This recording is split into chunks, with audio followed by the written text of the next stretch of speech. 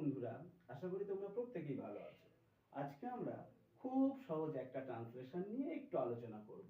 আচ্ছা বলো তো, রবি হয় আমার বন্ধু, এর ইংরেজি কি হতে পারে? প্রত্যেকেই মনে হচ্ছে কি আবার হবে, বোর্ডে যা লেখা রয়েছে তাই হবে, রবি ইজ মাই ফ্রেন্ড। কিন্তু এই ট্রান্সলেশনটা সর্বৈব ভুল। ভুল একটি মাত্র কারণেই, বিখ্যাত গ্রামারিয়ান এপটিউড মনে করেন যে সমস্ত রিলেশনগুলোর রিফ্লেকশন ঘটে। রিলেশনের রিফ্লেকশন তা আবার কি জিনিস? রিলেশনের রিফ্লেকশন হচ্ছে এমনই একটা ঘটনা যেখানে পরস্পরের দিক দিয়ে আমরা একই প্রকার সম্পর্কে আবদ্ধ হই। রবি যদি আমার বন্ধু হয়ে থাকে, আমিও নিশ্চয়ই রবির বন্ধু। রবি আমাকে ডাকবে মাই ফ্রেন্ড, আমি রবিকে ডাকবো মাই ফ্রেন্ড। অর্থাৎ এই ক্ষেত্রে রিলেশনটা রিফ্লেকশন হলো।